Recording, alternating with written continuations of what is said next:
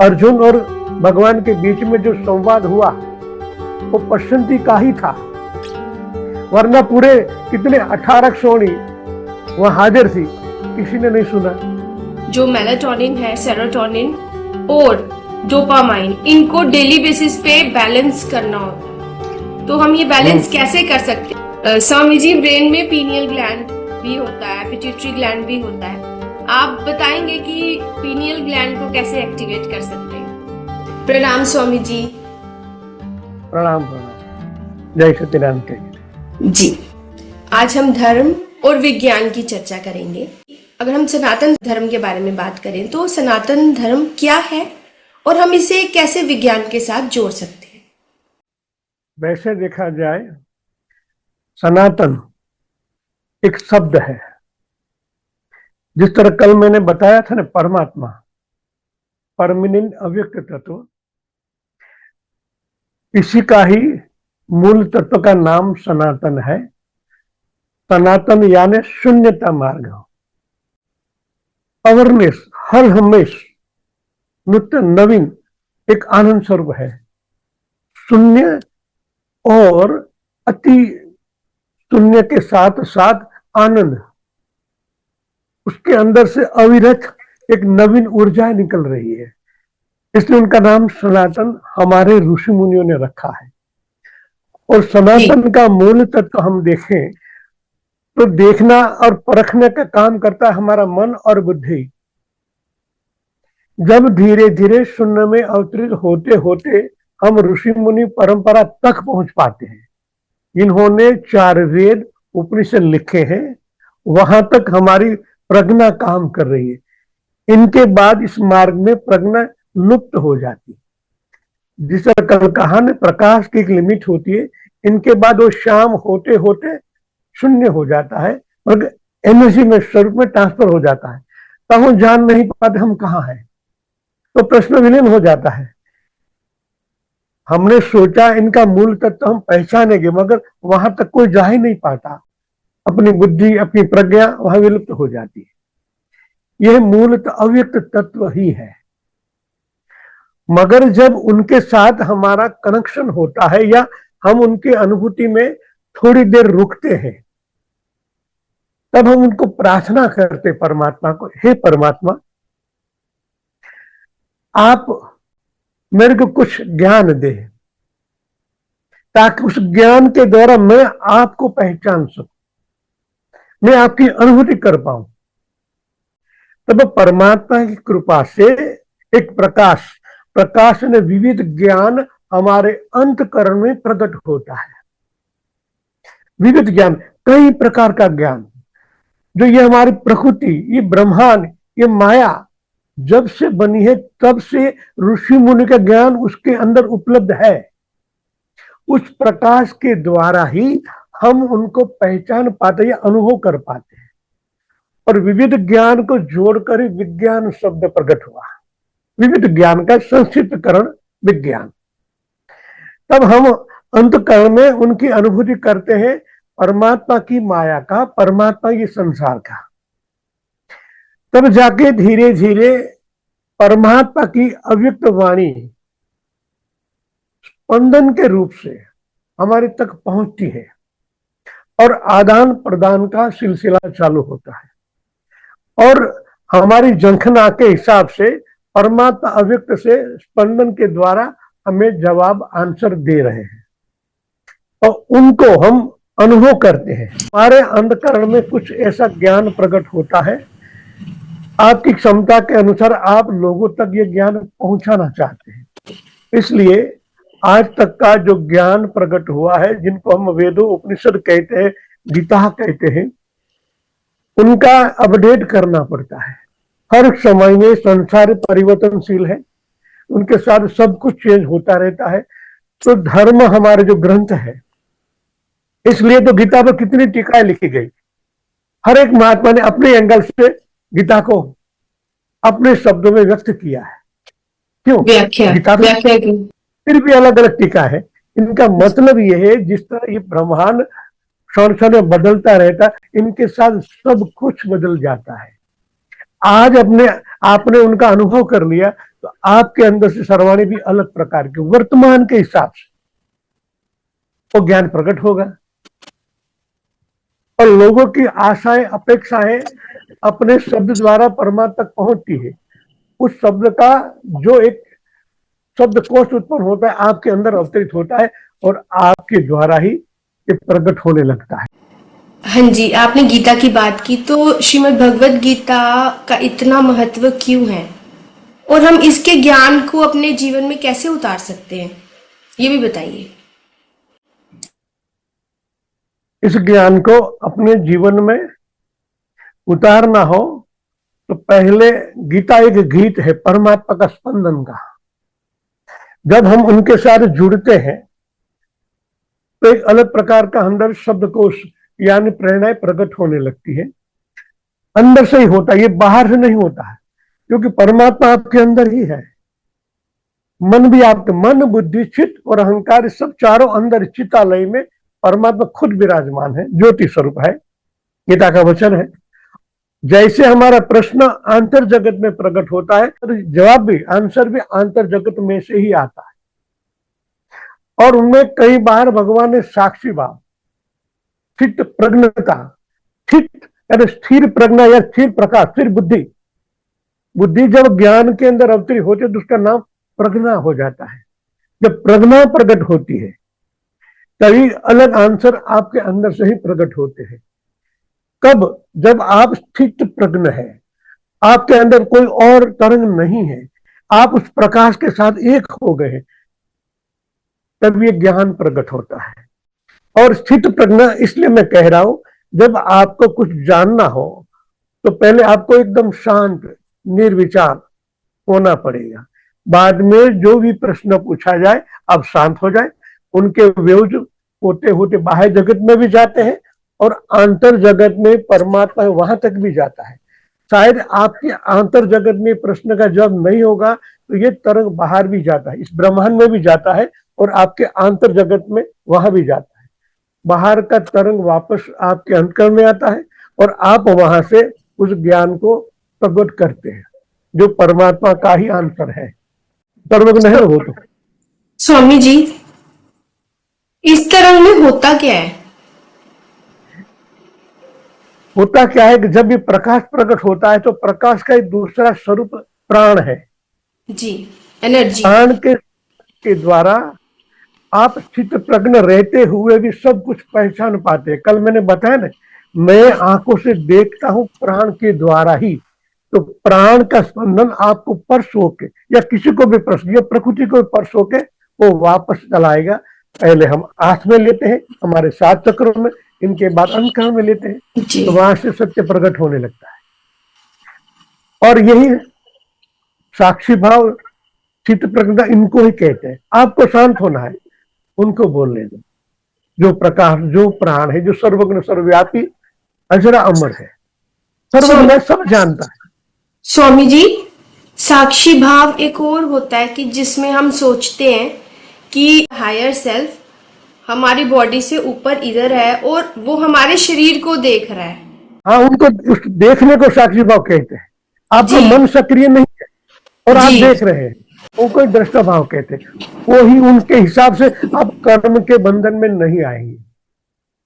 न ईडा न पिंगला, ब्रह्मनारी स्थिर सूक्ष्म नाम रहते हैं, तो साक्षी भाव दृढ़ हो जाता है और आपको सर्वज्ञ, आप सर्वज्ञ हो जाते हैं।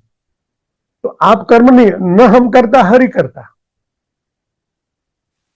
आप करते नहीं हो तो कर्म का बंधन लगना ही नहीं है और आप सर्वज्ञ के नाते सब कुछ जान पाते हैं। तो अगर हमें संसार में रहते हुए कर्म से बचना है तो साक्षी भाव में ही रहना पड़ेगा। हाँ जी, सतत मुहावरा करने से वो परमानेंट हो जाता है। जहां भी देखो अत्र तत्र सर्वत्र, पहले तो वही देखेगा और उनसे द्वारा ही आप देख पाते हो। तो ये थोड़ा मुहावरा की जरूरत है और हम वही करवाते हैं सब। आप इनके साथ सतत थोड़े अटैचमेंट रहे, बाद में धीरे धीरे आप हो गए ही नहीं। और आप सुन पाएंगे मगर सुनने वाला आप नहीं हो, आंसर भी देने वाला और कोई है। जैसे ज्यादातर लोग गीता को डेली कितने अध्याय पढ़ते हैं मगर उनके पास सिर्फ शब्द आते हैं, शब्द के पीछे जो तरंग है जो वेव्स है, जो सच्चा ज्ञान है, वहां तक हमारी बुद्धि प्रज्ञा पहुंचती नहीं। जब वहां आप देखें, वहां भी स्थित प्रज्ञ बन जाए। जो शब्द आपने गीता का पढ़ा, आप शांत हो जाएंगे, तभी अंदर से आंतर जगत से सच्चा ज्ञान भगवान क्या कहते हैं, क्योंकि भगवान खुद अव्यक्त है। अर्जुन और भगवान के बीच में जो संवाद हुआ वो प्रसन्नति का ही था, वरना पूरे कितने 18 क्षोणी वहां हाजिर थी, किसी ने नहीं सुना। भगवान का किसी ने विराट का अनुभव नहीं किया, क्योंकि ये अव्यक्त वाणी है ना। भगवान ने उसको आशीर्वाद दिया, तब जाके अर्जुन ने उनको विराट भी देखा, विराट की अनुभूति किया। इनका मतलब ये होता है, ये अव्यक्त वाणी है पश्यंती। अभी मैं उनको प्रैक्टिकल करता हूं तो मेरे को वही उनसे ही मैं आंतर में क्वेश्चन आंसर कर सकता हूं। ठीक बोल रहे हैं, क्योंकि वहां पे किसी और ने ये चीज को विटनेस नहीं किया, सिर्फ अर्जुन और श्री कृष्ण के बीच में ही वार्तालाप हुई है, किसी ने ना सुना ना देखा। भगवान ने 18 अध्याय क्यों कहना पड़े? वो तो सर्वज्ञ शक्तिमान थे। एक हाथ रखे और उनका क्लीन कर देवे, ये खोल दिया फिर 11वें अध्याय में, पहले नहीं खोला था। सीधा हाथ रखते हो जाता, मगर उनके जो अज्ञान, जो विषाद थे, जो उसको हटाना पड़ता है। तो 6 अध्याय भगवान को कर्म योग में कहना पड़ा, 6 अध्याय भक्ति मार्ग कहना पड़ा, बाद में 11वें अध्याय में उनको विराट की अनुभूति करवाई, और फिर ज्ञान द्वारा 18 अध्याय में भगवान ने 6 अध्याय का अलग अलग मार्ग करना पड़ा। तो मेरे मन में प्रश्न हुआ, भगवान को ऐसा क्यों किया? भगवान सर्वज्ञ थे, हाथ रखने के बाद अज्ञान हटा देते, सीधा अनुभव करा दे, तो 18 अध्याय की जरूरत क्यों थी हमारे लिए? आज भी हम गीता पढ़ते हैं ना, तो इसी मार्ग से हमारे अंदर से पहले कसाय दूर होता है, अज्ञान दूर होता है, अंधकार दूर होता है, तभी वो प्रकट होते है तो अंदर, मगर आज तक अनुभव नहीं कर पाए। क्यों? हमारे अंदर भी यही अज्ञान भरा है, हटाने के लिए गीता है जी, ये मानव कल्याण के लिए ही है। हाँ, मानव कल्याण के लिए ही। जी, आज हमारा धर्म नहीं, और कई धर्मों इनको मानते हैं। स्वामी जी, आत्मा और परमात्मा के बीच में भी क्या संबंध है, ये भी बताएं। आत्मा और परमात्मा, परमात्मा मैंने कल कहा ना, परमेन अव्यक्त तत्व है, हम उन्हीं के ही अंश है, मगर हमारे अंश के ऊपर जो आवरण छा गए हैं, फिर भी हम उनको नहीं पहचाने, उनका आवरण हटाना पड़ता है, तब जाके अनुभव होता, अरे मैं उनका ही हूं, मेरे अंदर ही वही प्रकाश है, मेरे अंदर वही 5 तत्व है, 3 गुण है, कोष कोषे खरबों की संख्या में सब है। तो कब जान पाते? जब हमारे अंदर वो दिया प्रकट होता है, उनके आवरण दूर हो जाते। मन और आत्मा के बीच में आवरण छाए हुए, वो ज्ञान के द्वारा या भक्ति के द्वारा या कर्म के द्वारा उनको हटाना पड़ता है, तभी ये आप उनके साथ संबंध बना सकते हो। इसलिए हम जान पाते हैं कि और मैं उनका ही हूं। गीता में भगवान ने कहा है, तू मेरा ही सनातन, सनातन शब्द तभी आया, तू मेरा ही सनातन अंश है। वो परमेन अव्यक्त तत्व, उन्हें जन्म नहीं लिया, और हमने जन्म कई लिए हैं।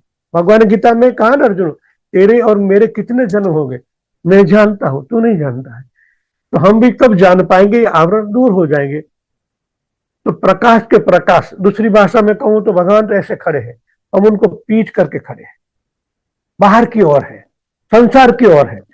जब हम आंतर जगत में मुड़ेंगे तो आमने सामने हो जाएगी, हमारे अंदर का प्रकाश और परमात्मा भी प्रकाश, तुरंत आवरण हट जाएंगे।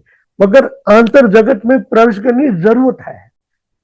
हम बाह्य जगत में भगवान को ढूंढ रहे हैं, उस प्रकाश को बाहर देखना चाहते, जो प्रकाश अंतर जगत में है, 4 इंच की दूरी में तो है, अंतर जगत होना है। स्वामी जी, आप ठीक बोल रहे हैं कि पास ही है परमात्मा, लेकिन कोई बता देना कि आपकी कितनी जर्नी रह गई है, तो थोड़ा इजी हो जाएगा। अदरवाइज बड़ी डिसअपॉइंटमेंट हो जाती है कभी कभी कि पता नहीं कितना टाइम लग जाएगा। टाइम साधक की कितनी तड़प है, अंतर जगत में परमात्मा प्राप्त करने की कितनी तड़प है, उनके ऊपर आधार होता है। कोई मेरे सामने आता है, तुरंत उनके अंदर ये प्रकट हो जाता है, क्योंकि पिछले जन्म में उतने ऐसे ही कर्म किए हैं। परमात्मा प्राप्ति का इच्छुक होता है। गीता में भगवान ने फिर कहा है, तू जहां से अटकेगा नए जन्म में वहां से शुरुआत होगी। पिछले जन्म में अच्छे कर्म किए, भगवान प्राप्ति के लिए कुछ रुकावट आ गई थी, नया जन्म मिला, इस जन्म में वहां से शुरुआत होती है। जी। तो वहां से गुरु अपनी दृष्टि से कुछ प्राणोत्थान कर देते हैं, तो वहां से पिछला जन्म का कार्य फिर मिल जाता है और वहां से उनका अप होने लगता है। तो सवाल यही होता है कि आपकी कितनी तड़प है, तब गुरु देख लेता है कर्म मार्गीय, भक्ति मार्गीय या ज्ञान मार्गीय या ध्यान मार्गीय, तो उनको वहां से अप कर देता है अपने प्रकाश के द्वारा, फिर बढ़ जाती है। स्वामी जी, आपने एक बार ये भी कहा था कि हमें अपने ब्रेन में जो मेलाटोनिन है, सेरोटोनिन और डोपामाइन, इनको डेली बेसिस पे बैलेंस करना होता है। तो हम ये बैलेंस कैसे कर सकते हैं, क्योंकि हमें इतनी नॉलेज नहीं है कि इनको कैसे बैलेंस करना। उनके उनके एशिया में आपको परमात्मा का प्रकाश अपने प्राण को जागृत किया है, तो उनको आह्वान करना है, अनंत कोटि ब्रह्मांड से प्राण की महावर्षा मेरे माइंड में, ग्रे मैटर और व्हाइट मैटर दो है हमारे अंदर। व्हाइट मैटर में आप जैसे प्राण को अवतरित करते हैं, तो व्हाइट मैटर के हिसाब से आप तीन, डोपामाइन, सेरोटोनिन नहीं, हर प्रकार की जो स्राव ग्रंथियां एक्टिव हो जाती है, क्योंकि प्राण का प्रकाश का अवतरण होने से अंधकार जैसे मिट जाता है, तो सब एक्टिव हो जाते हैं और आपके अंतरस्राव तमाम पिनियल, पिट्यूटरी, थायराइड, पैराथायराइड से लेकर हर प्रकार की ग्रंथियां एक्टिव हो जाती है। इनका मेन हेड यहां है, ग्रे मैटर और व्हाइट मैटर, वो सक्रिय हो जाता है। बस इतना ही करना है, प्रकाश की महावर्षा मेरे आंतर जग माइंड में व्हाइट मैटर के अंदर अवतरित हो, चालू हो जाता है। ये सब हम प्रैक्टिकल करवाते हैं। तो हमने अगर अपने लेवल पे ये करना हो तो एवरीडे इसको 1 मिनट कर लेंगे तो इनफ है? नहीं, एक बार करने के बाद परमानेंट शब्द बोल लो, बैलेंस। उसमें ज्यादातर लास्ट में बोला बैलेंस हो, प्राण सतत अवृत हो जाए, अनबैलेंस भी हो सकता है, ये ग्रंथियां ज्यादा एक्टिव हो जाने से नुकसान होता है, तो बैलेंस शब्द बोलना है लास्ट में। अवतरित हो, थोड़ी बार शांत हो, इनके बाद बैलेंस हो, बैलेंस वर्ड मेंशन करें। हाँ, बैलेंस बोलना भी जरूरी होता है। स्वामी जी, ब्रेन में पीनियल ग्लैंड भी होता है, पिट्यूटरी ग्लैंड भी होता है, आप बताएंगे कि पीनियल ग्लैंड को कैसे एक्टिवेट कर सकते हैं? आज्ञा चक्र, जिसको धर्म में आज्ञा चक्र कह रहे, विज्ञान जगत में पीनियल ग्लैंड कहते हैं जी, थर्ड आई। इनकी प्रैक्टिकल मेथड होती है। तिब्बत के लामाओं के अंदर भी एक विद्या है, या होल करके करते हैं, मगर हमारे यहाँ ये जरूरत नहीं है, सारा सहज मार्ग है, कोई नुकसान नहीं, फिर भी रिजल्ट मिलता है। तो हम क्या करते हैं, बच्चों की शिविर में मणिपुर चक्र के अंदर एक तेज तत्व है, अग्नि तत्व का तन्मात्रा तेज होती है, तो नाभि के अंदर 1 इंच अंदर है, उनको वहां से पर ले जाना होता है करोड़ों से इनके द्वारा। यहाँ पीछे मॉड्यूला ऑब्लिक ग्रंथि है, पीछे वहां ले आना पड़ता है। इसके बाद उनको आग्रह चक्र में ले जाना पड़ता है, बीच में इनको मिड माइंड कहते हैं, बीच का रास्ता होकर यहाँ ले आना पड़ता है। फिर वहां हम प्राण का फोर्स बढ़ा देते हैं और इनके साथ 3 चक्र एक्टिव करें, आज्ञा चक्र, अनाहत चक्र और मणिपुर चक्र, 3 को एक लाइन में लाते हैं। तो ये टीवी है, ये एंटेना है मूलाधार, ये, और मणिपुर चक्र लाइट है। बिना लाइट का हम टीवी नहीं चालू कर सकते ना, हमको देखना है टीवी में, तो लाइट भी होना चाहिए, तो आपका कनेक्शन भी ऊपर के साथ होना चाहिए, तब जाके रिजल्ट मिलता है। तो यहाँ आंतर जगत में यही है, मणिपुर चक्र, अनाहत चक्र और आज्ञा चक्र, 3 को एक लाइन में लाना पड़ता है, उनको कनेक्ट करना पड़ता है। मूलाधार कहना पड़े, मणिपुर चक्र से तेज तक उठा के मॉड्यूला ऑब्लिक ग्रंथि में पीछे यहां एक्टिव करने के बाद इसको यहां ले आना पड़ता है। बाद में फोर्स, आंतर जगत में कई खरबों कोशिकाएं है माइंड में, पिनियल ग्लैंड के आसपास भी कोशिकाएं हैं, वहां भी प्राण को उजागर करना पड़ता है। इनके बाद थोड़ा थोड़ा थोड़ा धीरे धीरे धीरे प्रकट होता है, तो हम उनकी तन्मात्रा को एक्टिव, कौन सी, आकाश, वायु, अग्नि, जल, पृथ्वी, इस शरीर का बंधारण है आणविक। इनके बाद उनकी तन्मात्रा है शब्द, रूप, रंग, गंध और स्पर्श, फिर उनको एक्टिव करते हैं, उनके द्वारा धीरे धीरे धीरे प्रकट होता है, एकदम प्रकट नहीं होगा। और हम ये हर साल करते हैं बच्चों के, जिनका हार्ट चक्र, बच्चों में क्या होता है, इनका हार्ट चक्र बिल्कुल क्लीन है और हमारे अंदर कचरा कूड़ा भरा है, तो उसमें साधना के द्वारा दूर करना पड़ता, होता 100% हो कि हमारे 2 बार होता है। हम दिवाली वेकेशन में अभी अभी दिवाली पर करेंगे और मई वेकेशन में करेंगे। हर साल 100-150 बच्चों में 100 तक का रिजल्ट लेते हैं। तो इससे परमानेंट थर्ड आई ओपन होती है या टेम्पररी? हाँ, परमानेंट होता है, मगर उनमें क्या होता है कि बच्चों में हमारे तपोवन में आते हैं, ओम तपोवन में भरूच, वहां तो ये करते ही है। इनके बाद ये गर्म हो जाता है, अग्निबल बढ़ जाता है, तो बच्चे नहीं करते हैं। आंखें बंद करने के बाद जब थर्ड आई खुलता है तो इतना हिट बना, गर्मी बढ़ जाती है। तो माँ बाप को पता नहीं है। हमने एक घी की तन्मांतर लिया है, घी का प्रयोग करवाते हैं, फिर यहाँ भी थोड़ा मालिश करना है, सहस्त्र चक्र मालिश करना, उनको ठंडक करो। तो धीरे धीरे परमानेंट, ऐसे कई बच्चे आज भी हमारे पास है जो थर्ड आई से देखते हैं। ये प्रैक्टिकल इसलिए कहते हैं परमात्मा सर्वज्ञ है, अमर है, अजर है। ये पिंडल ग्रहण जिनको हम कहते संजय दृष्टि, महाभारत काल में थी, आज भी है। जी। परमात्मा आज भी हमारे अंदर ही है, ये साबित होता है। थर्ड आई भी डिस्ट्रैक्ट करती है हमें हाँ, मोटिव। कर्म के बंधन में ही लाज, क्योंकि अभी नीचे है और द्वैत, ये द्वैत है और द्वैत यहाँ है। इनकी 2 पंखुड़ियां है ना, ये धारा है, धनात्मक ऋणात्मक ऊर्जाओं की ये धाराएं है। ये एक होने के बाद ये खुलता है, तो यहाँ तो डेली हम जाते ही हैं, तो इनकी कोई जरूरत नहीं है। में रोज जाते हैं तो एक होता हाँ, ना। ये ध्यान के अंदर पराकाष्ठा में यही होता है, कुछ नहीं, ये देह भी नहीं है, कुछ नहीं है, और शून्य में रहते एक बार तो क्लीन हो जाता है। हमारा बैलेंसिंग, कर्म का बैलेंसिंग क्लीन ही रहता है। अब क्या बोला आवाज है।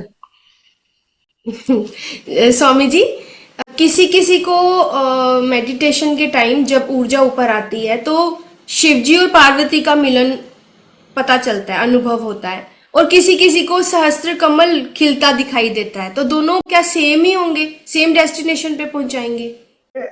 मैंने भागवत कथा कहा ना, भागवत कथा की बात आई, आपके प्रश्न में भी है कि भागवत कथा, भगवत कथा, इनका मीनिंग ये होता है, भागवत मतलब पंच तत्व, भगवत, भ माने भूमि, ग माने गगन, अ माने अग्नि, न माने नीर, ये पंच तत्व जिनके अधीन है वो भगवान है, भगवान की डेफिनेशन।